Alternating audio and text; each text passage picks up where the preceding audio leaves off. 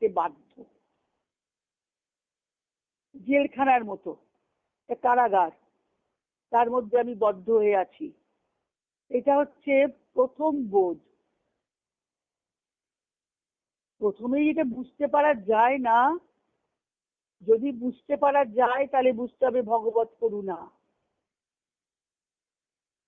একটা জেলখানায় বন্দী হয়ে আছে, বেষ্টিত্ব বোধ। আমার যে জীবন আমি যাপন করছি, সেই জীবনে একটা যেন আমি খাঁচার মধ্যে বন্দী হয়ে আছি। আমাকে প্রকৃত আমি বের করতে পারছি না তার থেকে। সবাইকার এই কষ্টটা হয় না। যদি কারুর কষ্ট হয় তাহলে জানতে হবে তার উপরে ভগবত কৃপা হয়েছে। বেশ তো আছি, ভালোই আছি, দিন কেটে যাচ্ছে। ঠাকুর বলেছেন না, উট কাটা গাছটা খায়, কাটা গাছের রক্ত পড়ে। বারবার এই উদাহরণটা কথাবৃতে দিতে হয় যে কাটা গাছের রক্ত পড়ে, নিজের রক্ত নিজে খেয়ে বলে হাসি মিষ্টি। কাটা গাছ চিবিয়েই যাচ্ছে, তবু সে কাটা গাছটা এই মন থেকে মুক্ত হতে চাইছে না যে আমি কাটা গাছ আর খাবো না। তাই জন্য বলছেন মা ঠাকুর বললেন না, সংসারটা কি? সংসারটা হলো একটা আমরা, আটি আর চামড়া, খেলে অম্লশীল হয়।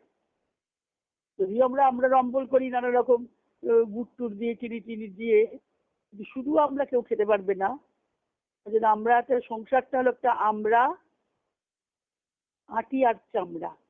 মানে যে আমরা শ্বাস নেই, শুধুমাত্র হয়েছে সেই আমরা, কোনো স্বাদ নেই, খেলে অম্লশীল হয়।